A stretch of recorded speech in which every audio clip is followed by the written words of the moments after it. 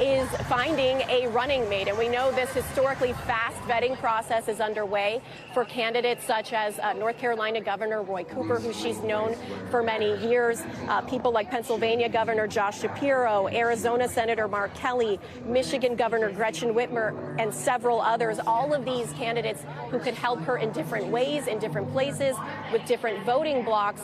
And we're told to expect her to make that decision by August 7th to try to give her enough time to build on that momentum before the Democrats' convention in Chicago that starts on August 19th, Jose.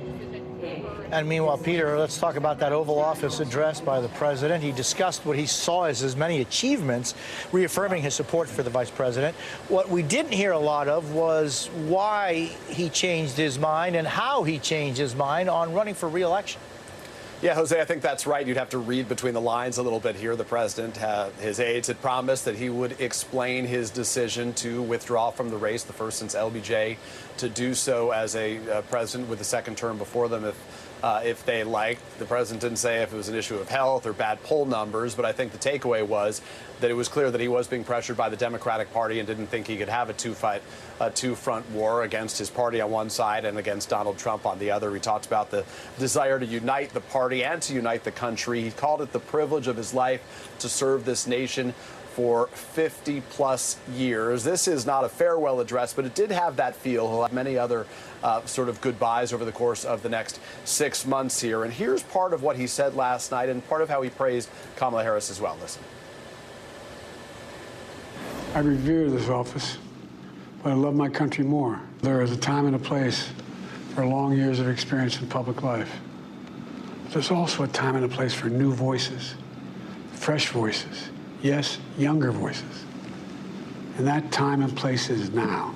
Specifically about Harris, he said that she was tough, she was experienced, and he was capable, Jose. One thing that we're trying to report out right now is when the two may go on the campaign trail together. As we noted, Kamala Harris is speaking to the American Federation of Teachers today on Monday. Notably, she will be in Atlanta, Georgia, which is a place where her supporters, her aides and advisors believe there was the potential to try to, make Georgia stay blue for a second election in a row and to bring back in particularly some of the black voters in those communities there.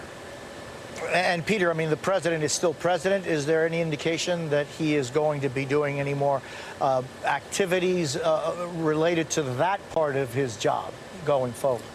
Well, he's got 6 more months as president, so the White House yesterday said he is not a lame duck president. He does face a lot of unique challenges, though, to try to get anything passed with recalcitrant Republicans in the Senate who would be disinclined to support much of anything he tries to do legislatively. But he did highlight a couple of the accomplishments, certainly great pride in his ability to strengthen NATO as it relates to foreign policy. And today he got a little bit of a boost as it relates to the economy. The president posting about the GDP report that just came out. Today's GDP report, he said, makes clear we now have the strongest economy in the world thanks to my and Vice President Harris's economic agenda. Our economy grew a robust 2.8% over the last quarter based on strong American consumers and business investment. He said we've created nearly 16 million jobs, wages are up, and inflation is coming down. The bottom line here, Jose, is as last night's address was very much about his own legacy. Perhaps the best protector of his legacy would be a Harris presidency, and that's a lot of the focus for both the Harris campaign and for the president himself, making sure that former President Trump doesn't become the next president. Kamala Harris can continue to pursue some of these similar policies. Peter, Alexander, and Ali Rafa, thank you both so very much. And with us now to continue our conversation, Ashley Etienne, former communications director for Vice President Harris, and Donna Edwards, former congresswoman from Maryland and an MSNBC political analyst. So, Ashley, the Harris campaign released its first presidential campaign video this morning. How are they reintroducing her to voters?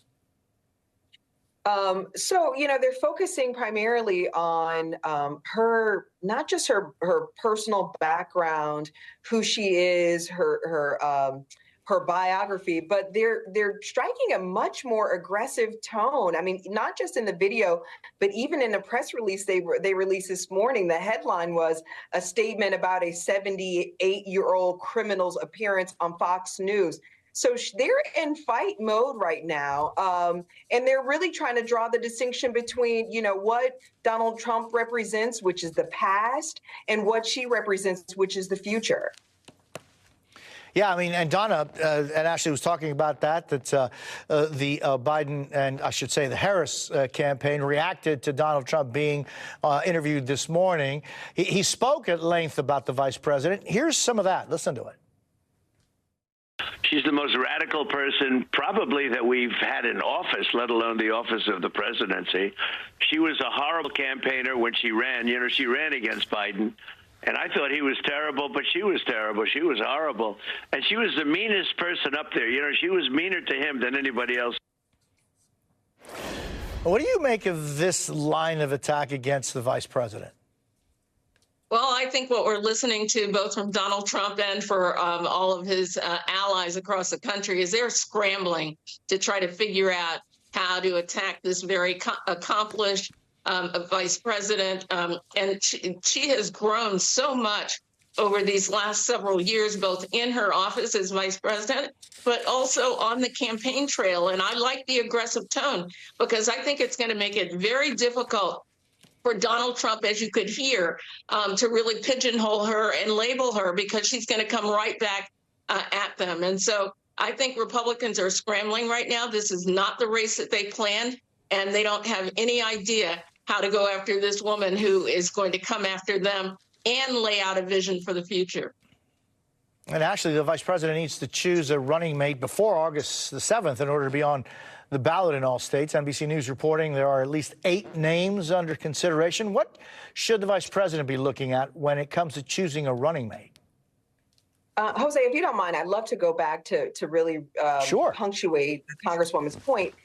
You know, all of the Republican attack lines against the vice president, her being a woman, her being a person of color, even her being a former prosecutor, are now in this current environment where women and people of color are feeling under siege, where the GOP have an all-out assault on women, is actually going to work to her advantage. So to some degree, you know, my colleagues in the campaign, my former colleagues in the campaign are saying, bring it on. This is the tone and the tenor that we want Donald Trump to continue to strike. The tone that that we saw yesterday in his rally, that's the Donald Trump that they want to continue to come out, because it turns off that 1% to 2% that actually you need to win this election. Their internal polls are showing about that particular constituency that they're turned off by his tone, his tenor, his position on January 6th. There's a fatigue within the Republican Party and among those voters that's not showing up in the polls. So they're encouraged by this. They want him to continue down that path. But as it relates to her vice presidential picks, you typically, when you pick a vice president, you pick for several reasons. One, to shore up some of your negatives, to help attract voters that you need to win the election. And to be a nice counterbalance to you, even legislatively, in terms of policy. So I think that's what they're looking at. You know, with Kamala Harris, it changed the map for them. They're now focused on different states. That includes Arizona. And as well as Pennsylvania, Nevada, Arizona, and so and no longer North Carolina. And so I think that they're going to choose that they're sort of focusing in on Mark Kelly. I love him. I think there's something about him that's very Americana, from his personal story, being an astronaut, being a naval officer, I think is a nice contrast with J.D. Vance. In addition to that, I think his wife's story also adds texture and context to the moment and the time that we're in, to even the administration's accomplishments. And I think the most important thing is that he's on the border. And so he can speak to that executive order, how it's actually improved, or I should say diminished or cut down border crossings. And he can push back on the Republicans' narrative as it relates to that. So that's what she's looking at, and that's what they're considering. Yeah, interesting what Ashley was saying, Donna, about the issue of immigration. It's something that certainly Republicans are pointing out and, you know, saying that she was tapped to be the border czar by President Biden.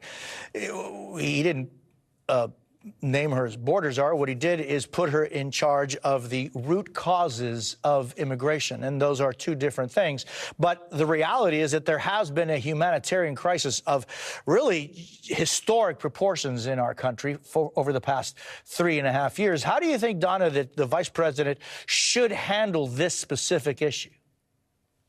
Look, I think the administration actually does have a story to tell about the way that they are trying to tackle the border. And after all, they've got right in front of them the fact that Donald Trump led the charge to kill a bill that would have come through both chambers in the Congress that actually would have had to deal affirmatively with the border, increasing border control agents, figuring out an orderly process for immigration across the border, making sure that we are increasing the number of asylum officers who are dealing with those issues. So I actually think that Kamala Harris really should lean into the idea that we put more resources down in the triangle to make sure that those home countries could deal with issues in their country. So I don't think she should run away from it. I think there's an affirmative story to tell that they have. And I think obviously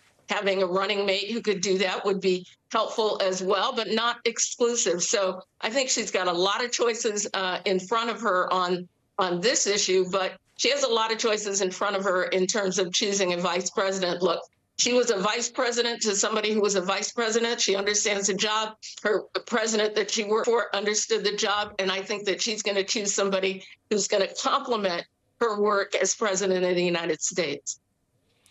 Ashley Etienne and former Congresswoman Donna Edwards, thank you both so very much for being with us this morning. Really appreciate your time. Up next, what's expected to happen when outraged families of American hostages still being held in Gaza speak with Israeli Prime Minister Benjamin Netanyahu today during a meeting with President Biden. Plus, one of the first police officers to respond to the Uvalde mass shooting in 2022 has just faced a judge in court. We'll tell you about the charges he's facing. And we've got new details about the Trump assassination attempt, what the shooter searched online, and what he did right before opening fire. We're back in 90 seconds.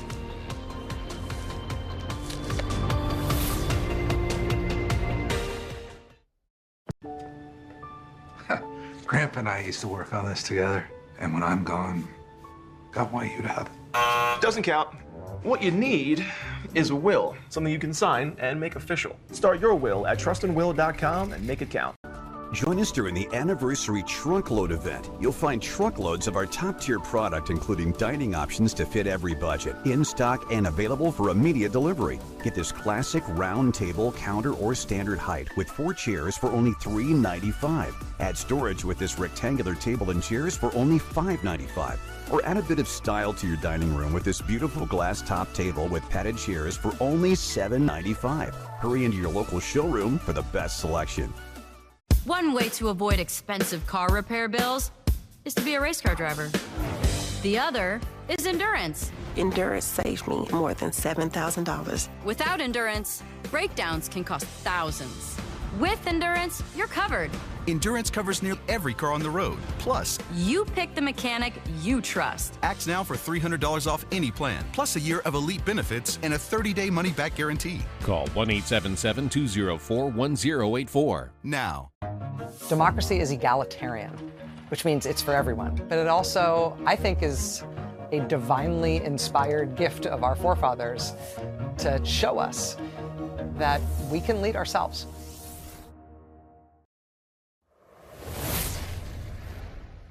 16 past the hour this afternoon, President Biden is set to meet with Israeli Prime Minister Benjamin Netanyahu at the White House. Separately, Vice President Harris will meet with the Prime Minister today as well.